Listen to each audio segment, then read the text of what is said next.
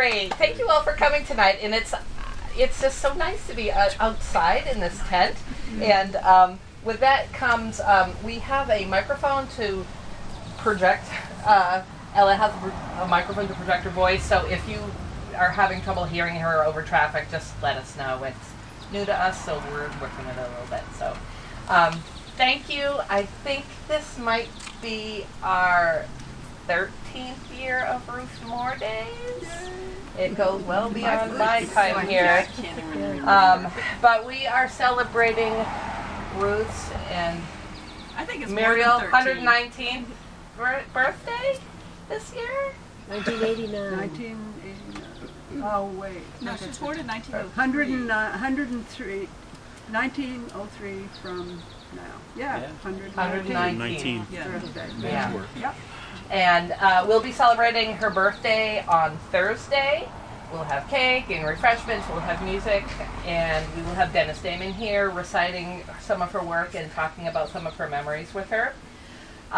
Tomorrow night we will have a book meeting, a book club discussion about The Dinosaur Bite, which is the community read we've done this year, so you're welcome to come to that. Both of those events are at 6 o'clock. After we're done here, please go inside the library and look at some of the original cover artwork on our walls and some works from local artists commemorating her books. Let's see, I am really thrilled to have Ella Kotzen here tonight. She is a Bryn Mawr scholar, and she will be discussing her research into the economic, literary, and social themes Ruth Moore explored in her writing and how present-day Islanders are addressing these same issues 80 years later, and how Moore's fictional literature can be viewed as a possible guide towards contemporary solutions.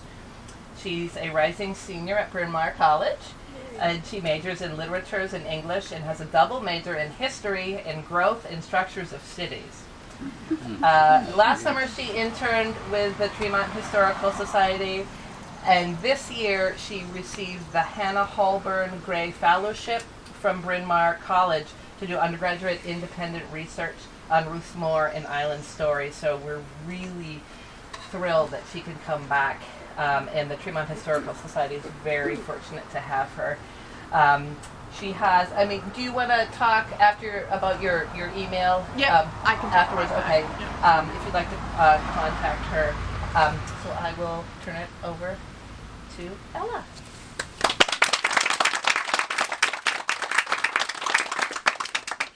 I'm gonna turn on my microphone for everyone.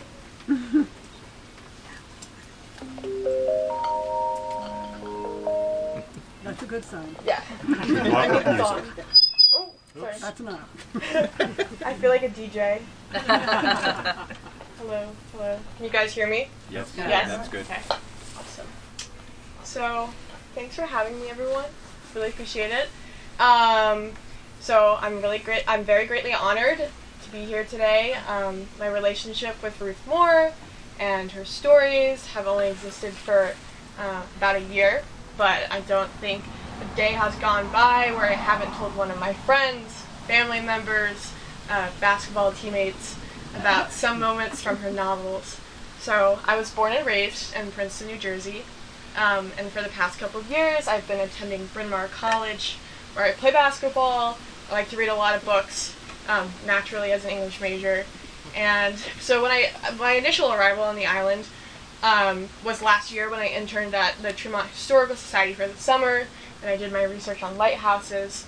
And the origin of that internship is one of my most legendary stories among my friends and my family.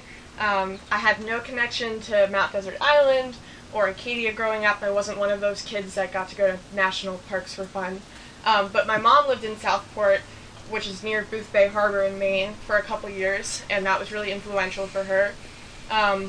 So one day, at the very end of my second semester of my sophomore year, I just finished finals, and I woke up from a very long and restful sleep, and I realized that I had this crazy dream, and it was about lighthouses. So before I could even get my first cup of coffee or put on my glasses, I sat in my bed Googling lighthouses on the East Coast, and before I knew it, the Bass Harbor Head Lighthouse came up. And at the bottom of the pictures of the lighthouse, the Historical Society's webpage was linked. And so I went to their page and I sent them a really quick email, super informal, probably too informal, asking if they needed any help, and before I knew it, I was heading to Maine. So that's the story of how I got here. You offered help. Of course they said yes. Exactly, right? Exactly. Who wouldn't? But my even better story is how I became so interested in Ruth Moore. So I told this to a panel of deans and faculty members and professors when I was applying for my fellowship this year. And this would determine if I would get the funding that I needed to come back to the Quiet Side this summer. But I realized I don't think I've told this story to the people it's about, so I'll tell it now. It was a quiet day last summer in the Quiet Side Museum, as it tends to be. The mist from the harbor was seeming to float up from the boat ramp and visit the panes of our window that protect Tremont's finest objects. And finer than the objects, though, I found myself deeply engrossed in a Ruth Moore novel, and I was interrupted by what people seem to refer to as those nice museum ladies, and I can't remember who it was specifically, which perhaps speaks to my larger point, but as this individual was telling me about some objects that their great so-and-so once held, I was doing my best to not let myself get distracted as the sea mist was knocking on the windows and trying to invade my last brain cells. And so I listened as attentively as I could, and I was trying to make sense of the story. And I found myself confusing this individual's family and stories with the exact long list of related characters that we've all come to know and love in Ruth Moore's stories. And that was the moment where I began to confuse Moore's fiction with real history, and I realized perhaps there was less of a hard line separating the two than one might think. So, in college at Bryn Mawr, we learned to look into the past to shape our futures. On small levels, my classmates used the legacy of students fighting for social rights on campus for a present-day strike which demanded better pedagogical structures of anti-racism within the institution. And on big levels, we talk about how decisions our government made decades ago have seemingly regressed. It's impossible to have a conversation on any social issue without some sort of fundamental examination of its legacy. And so, why then, if Ruth Moore's stories were proving to be just as useful as the historical artifacts around me, could I not use her novels as a framework to confront those same historical legacies that are affecting us today?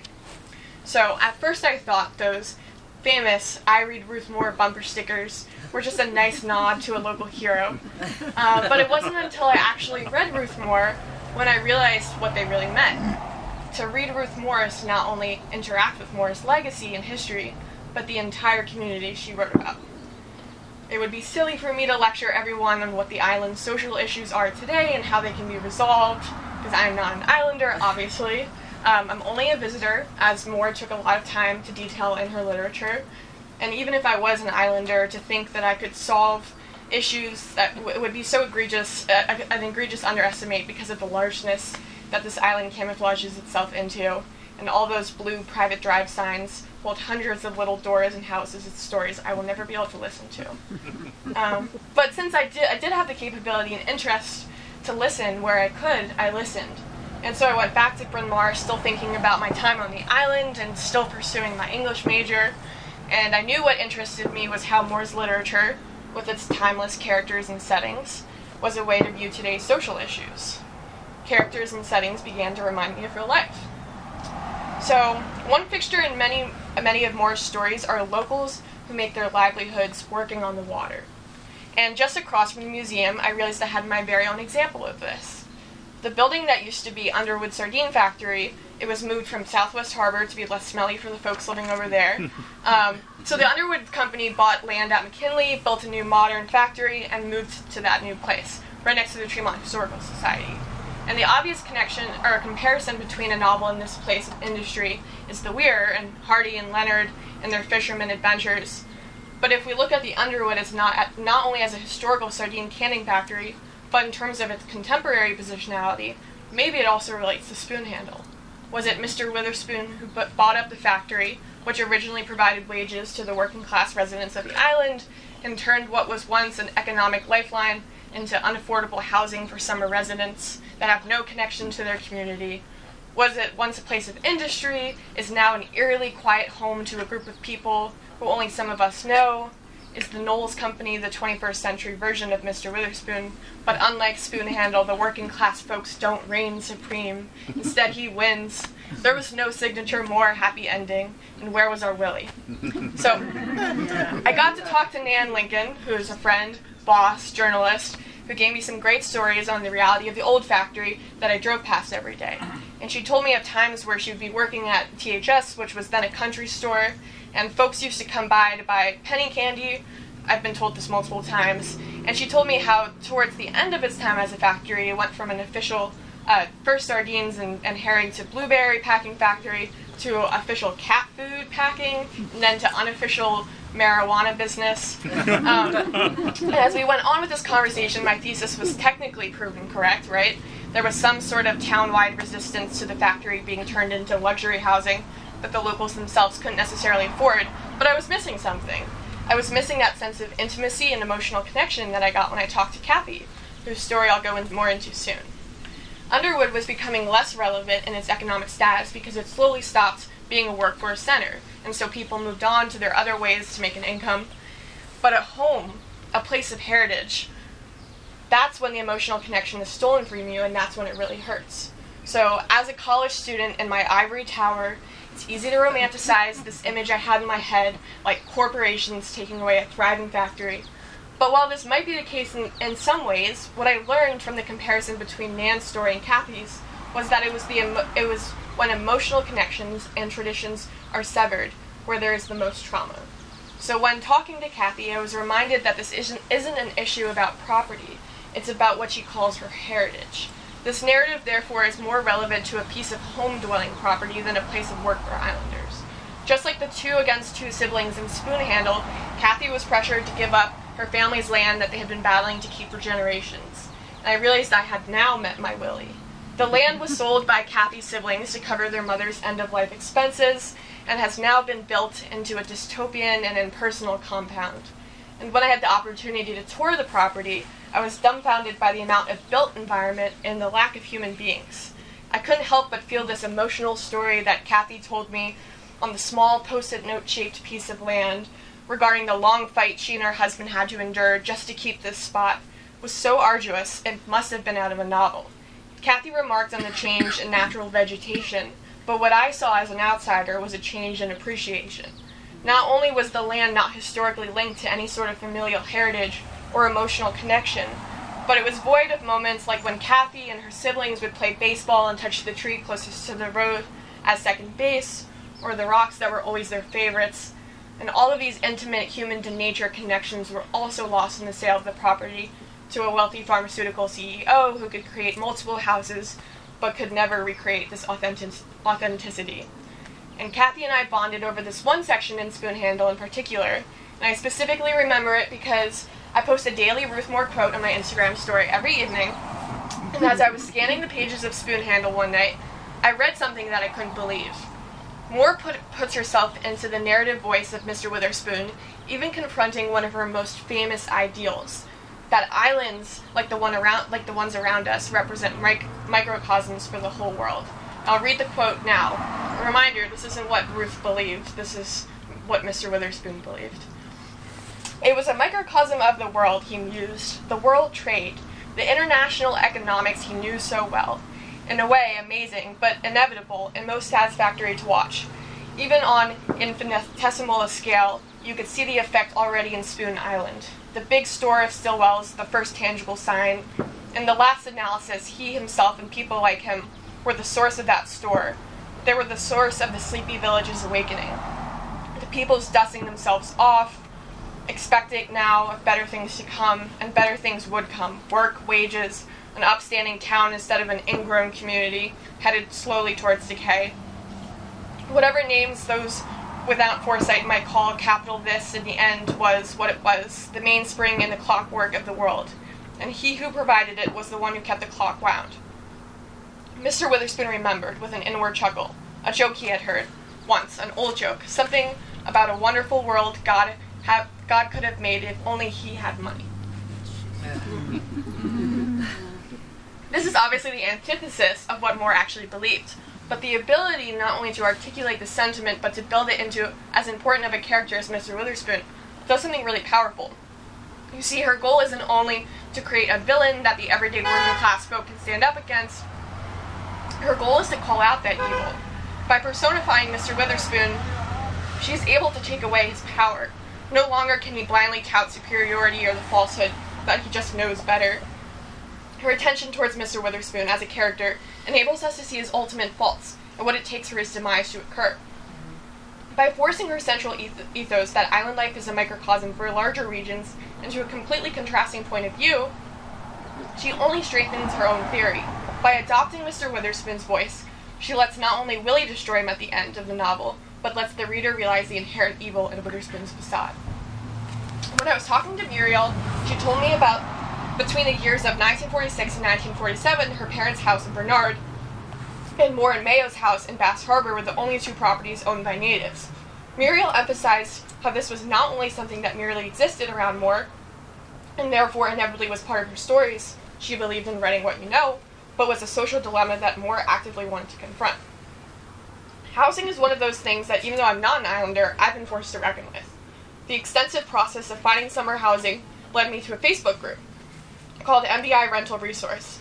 In the group, residents and working class folks who are looking for any sort of option to live on the island, particularly during the summer, often refer to the housing situation as a housing crisis. To me, the word crisis is a finite time of intense difficulty, trouble, or danger. And though there have probably been ebbs and flows, just like the sea that surrounds the island, it seemed to me like there has been some sort of housing crisis for a while. Working class residents, like Jen Ellis in Candlemas Bay, are forced into hardships by closures like the Woodward Sardine Factory. In Jen's case, her hardship was the task to pay off her late fisherman's husband's debts. See how the realms between fiction, history, and real-life current events are starting to blend into one? For me, Jen's dilemma presents a real contemporary issue on the island. When institutional failures occur, it is the local islanders who take the biggest hit. Jeb is forced to choose between fishing and schooling, which only furthermore perpetuates the cycle. He too will rely on dangerous modes of production like his father. And if he is to have an accident like his father, he too will leave an economic disaster in his wake for his local family. Sorry. So the next section I want to go into is on insider and outsider perspectives. So again, something that Ruth really knows and something that I think I know a little bit about, more on the outsider perspective. Alright, so Moore wrote a great deal about insider and outsider perspectives. When folks are forced to choose between education and their working class traditional heritage, there becomes a disconnect that leads to prejudice. While my girlfriend and I were taking a ferry back from Swan's Island, where everyone waves at you as you pass, we also saw a Confederate flag mounted to the back of a pickup truck, waving in the island wind that Ruth Moore wrote so extensively about. While no one blames individuals like Jeb for choosing their tradition, I want to refer back to that welcome that Moore received when she went back to the island. Her great-nephew, Sven Davison, wrote of this saying, and I quote, "A degree of tension surrounded Ruth and Eleanor's return to Maine. The uneasiness, however, did not stem from the fact that they were two women building a home together. The undercurrent of tension that existed following their return stemmed from the fact that they had gone away. Locals had always had a natural suspicion of outsiders. The suspicion was compounded when the outsiders were also local. Ruth and Eleanor had gone away and got themselves an education, which by local standards meant they were putting on airs.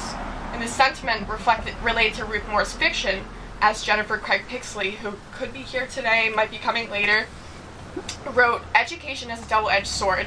While education can cut you free from backbreaking, dangerous labor, from seasonal jobs cobbled together to make a living for your family, education can also make you different. Working with your hands for a living and working with your mind are two ends of a broad spectrum.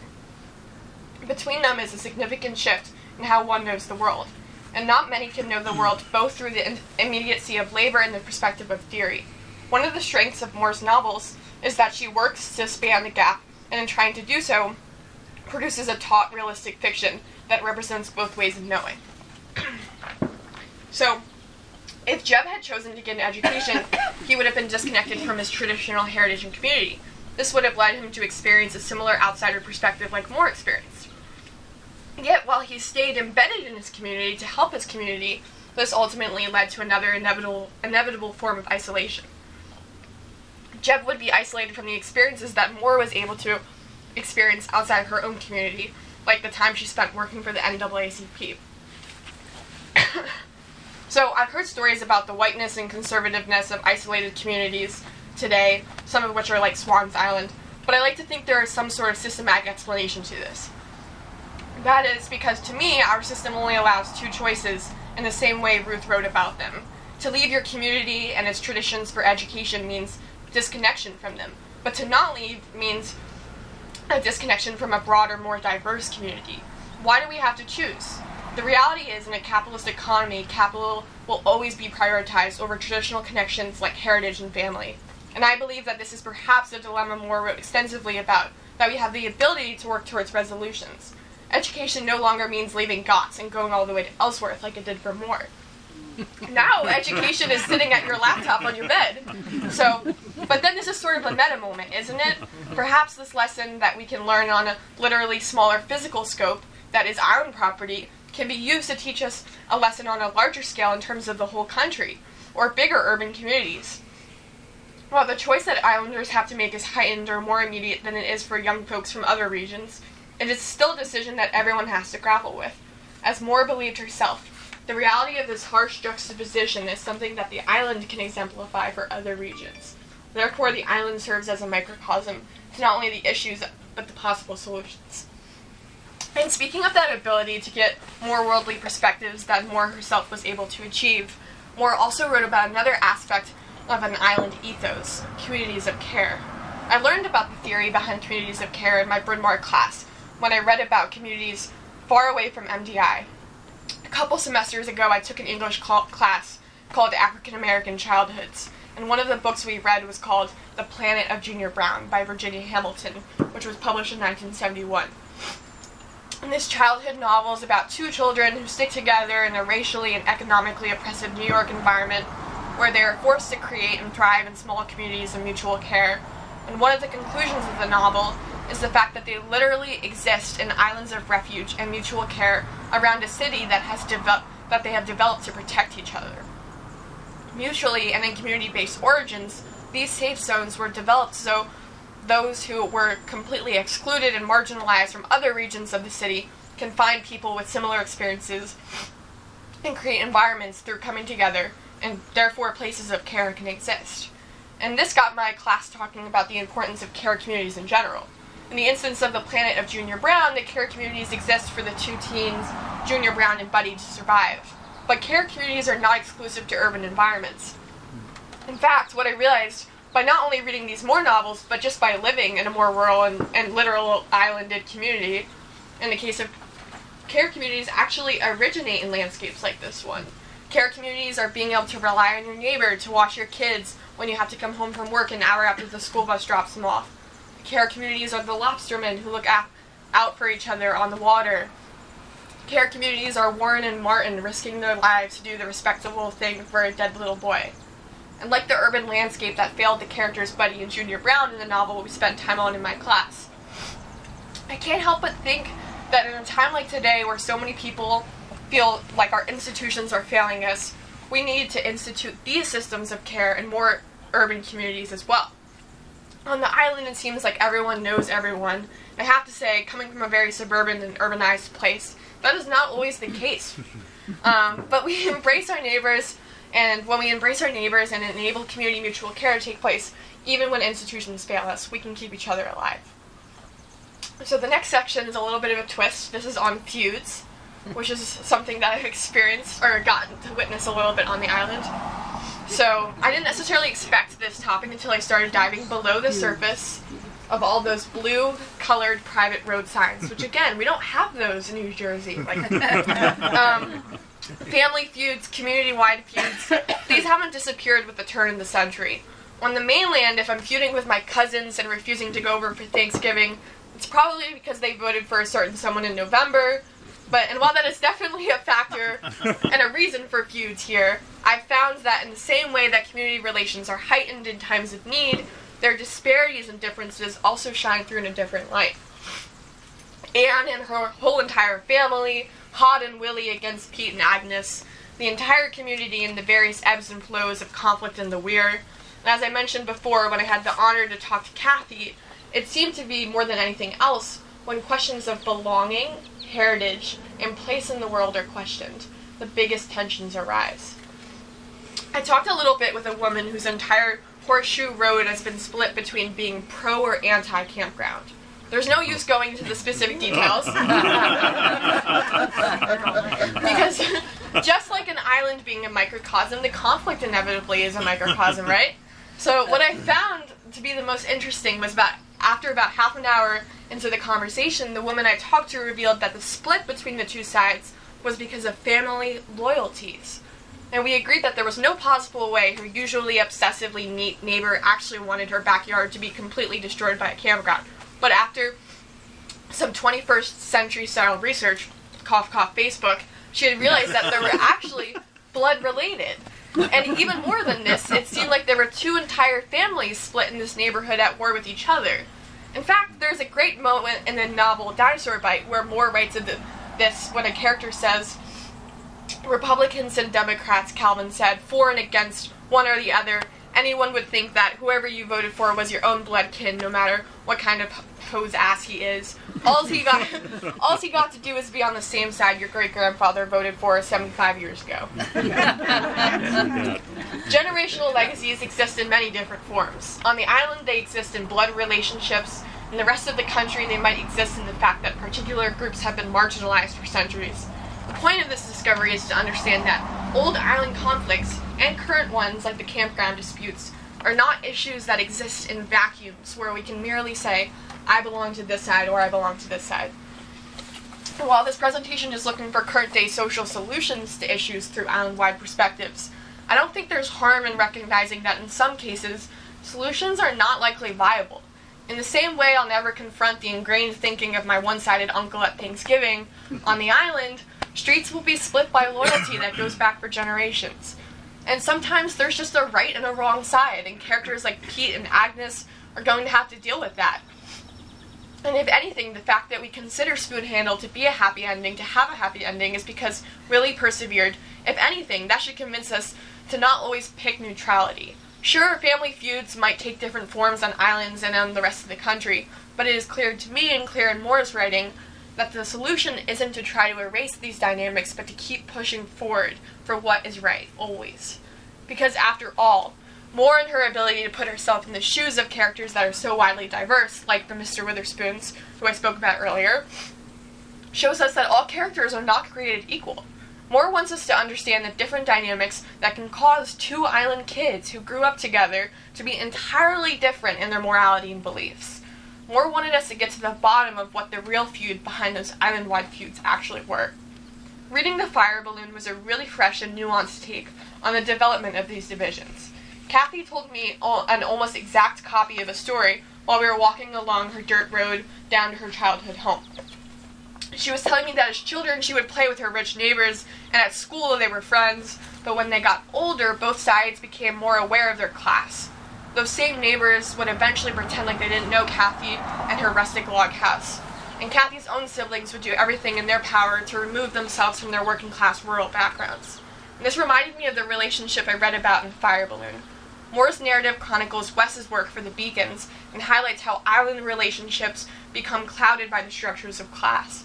The relationship between Wes and Felix becomes artificial and unnatural. Here's a moment when a young Wes is forced to confront this reality. Quote, a chauffeur, that was what they thought of him. She'd made it clear, too, that a chauffeur shouldn't think of himself as family. The once natural relationship is inevitably destroyed, and not only is Wes forced to deal with the realities of his already challenging working-class life, but he is forced to take on these dynamics of this sort of money-based relationship. And it's funny because Kathy thinks that when kids are little, they're not aware of those dynamics, and I agree with this. Only when you get older do you start to notice and act. So yeah, maybe those families and communities-wide feuds are inevitable, and maybe there truly is a right and a wrong side. But in my eyes, the best way to tackle the division, and I'm talking about nationally and not just on this microcosm of an island, is to create fair starting points in the first place. So that Kathy and her neighbor, Wes and Felix, so that as they grow older, their class doesn't create divisions but bonds. So everyone here probably knows Moore didn't like the implications of being considered a regional writer. She thought it limited her writing as merely a sentimental, easy depiction of a group of easy people. But as Pixley explained, we need to take a more contemporary understanding of Moore being a regional writer that embraced the landscape she knew. Muriel told me during our interview that Moore believed in writing what she knew best, first and foremost. Therefore, Moore was not only able to tackle vastly complicated social issues by setting them in a scene that is not only vivid and intensely interesting, but one that she knew like the back of her hand. She stopped giving interviews later on in her life because she believed that the reporters and journalists weren't interested in that notion. While literary critics were always looking for the next regional frontier to set thrilling stories, Moore believed that by knowing her region, she would know herself and be able to tackle the hard social issues that were only becoming more prominent in the 20th century landscape. Naturally, one of those things Moore wrote about was therefore something she knew about the most. Moore was concerned about our changing climate before it was cool. Before my generation came along and demanded a Green New Deal, I'd like to imagine that there was some uproar. My own grandfather, who was an oceanographer, has told me plenty of stories about administrations that set environmental regulations back for decades, but I think it's important to note that not only was Moore a citizen of the natural world, but the stories of her people, and therefore her fiction, the stories she wrote about, were too. When I first asked Muriel about Moore's primary social concern, she immediately and without hesitation told me it was the changing environment. She told me about the distress Moore felt with the rise in contractors around her that were seemingly destroying the environment with no regard. And Muriel related this to Second Growth, which I unfortunately just got my hands on the other day, so it's one of the last novels I've yet to read. And although I think there are parts of the stories in this that the environment serves as such certain backdrops for these stories, without the environment, the stories wouldn't exist. And in certain ways, you can sense traces of it, of what we might consider other vehicles of social change, economic exploitation, and the expansion of private property used for for-profit endeavors. And this is something that I'm struggling to completely understand now. If it's not clear already, I'm more of an English person than a science person.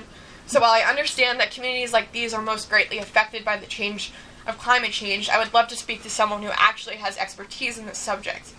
This, in my opinion, is the last subject that I haven't been able to find a person to talk to that I think is extremely relevant to my research. And so if you know anyone who is an environmentalist who perhaps has been on the island for a while and would be interested in talking to me, please send me my way. So these are my concluding remarks, and then we can get into a discussion. Now, by the end of this long talk, I'll probably be feeling like one of my favorite professors at Bryn Mawr, Professor Chloe Flower, who would come prepared every single day, twice a week, with a 6-page analysis of whatever book we were reading that week. And once she'd finish reading out loud that analysis, we'd dive into some really, really great conversations. And I hope to do that really soon, but let me give some last remarks on the personal impact Moore has had on me before I finish up with those conversations. So, a lot of people have been asking me why. My friends back home don't really understand why I'm always telling them they should read one of her novels. My car with the I Read Ruth Moore bumper sticker has become a sort of memorable fixture on campus that everyone likes to take pictures of. But as I referenced before, it's so much more than the sticker. Once I finished my first Moore novel, not only did the hype make so much sense, but I began to feel more a part of the community. To interact with something in the present and to be received in such a positive manner, like the way I was at the museum, is truly priceless. But when I began to understand that this was not only a community worth being a part of, but a community that added value to my larger communities, I realized that it was Moore who taught me this. Those blue private drive signs were no longer mere metal, blue paint, and random letters. They became a table of contents that you skimmed before picking your favorite story in your favorite book.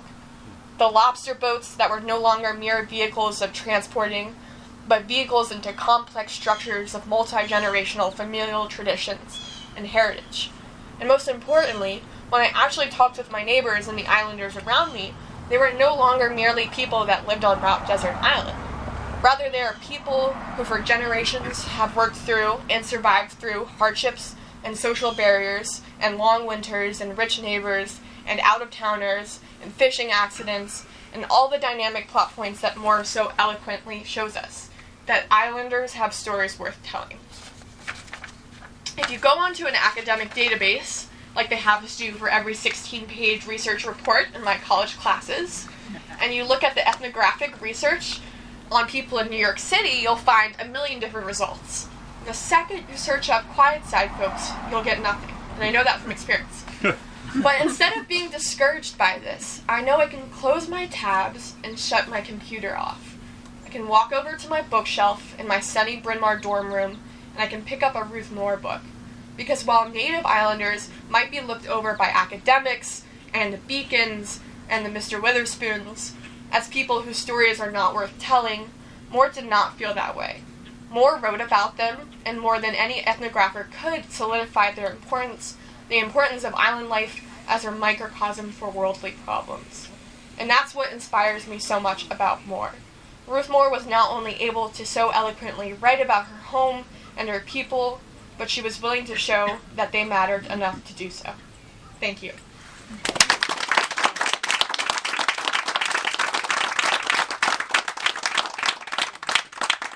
So if you guys have any questions, or again, my professor, who's my absolute favorite, we'll have an hour-long conversation after she reads her little speech. So if that's what you guys are in the mood for, just let me know. But we can do questions first. I'm happy. I also have cards with my email, which is 100% fair game. You can contact me with anything you want to talk about.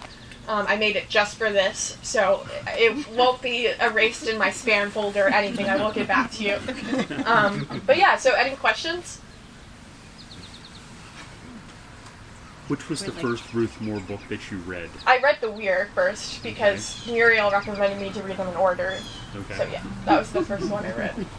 Yeah. Did you have a favorite?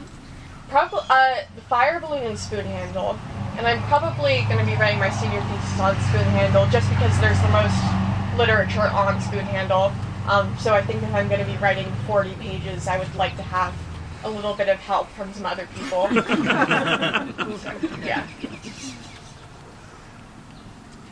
there any other questions? Just comments? Well, more about Ruth as a regional writer, because in your presentation you seem to be giving credence to the New York Times view of a regional writer as well as to a very interesting Ruth Moore view. Yeah. Well, I mean, I didn't want to speak too much on it because I think Pixley has already spoken really eloquently about it. But I think that, and there was also a gender dynamic to it. So at the time, people who felt like regional writers, they were often female authors who were always deemed as regional, local color writers. And there was sort of a stigma with that, which I felt like I can totally understand why Ruth didn't want to be boxed into that, because, again, the purpose of writing about her home wasn't to fetishize her environment. The purpose was to show that small towns tell the big stories about, the large stories that truly matter in American landscape. But then at the same time, I think her region is super specific and niche and important to her writing. So I think in a contemporary lens, we can appreciate the importance of her regionalism without fetishizing her role or diminishing her role as a truly revolutionary female author. So. So really, the labeling her really wasn't a service. Yeah, it wasn't a service. Yeah, definitely not. And after, again, Pixley's piece was really, really good in terms of the information I found on that. But they kind of just, any woman who wrote about her environment and depictions of nature, they just said, oh, she's local color, oh, she's a regionalist, and, perhaps they didn't give her as much academic or literary attention because of it. They just said she was just writing about, what she knows. When in reality, as I just talked about, hopefully, she talks about really complex social issues that are really, really nuanced. So it goes beyond just her region. It's kind of like, I see it in art history a lot too. Jansen's History of Art, the version I had when I was in art school, had probably 2 women artists in the entire volume. And that whole thing about needle arts even though they're so complex, embroidery, people used to like do whole scenes with embroidery, that was considered lesser than because it wasn't painting. Totally. So I feel like there's a real similarity there. Yeah, and literally all professions.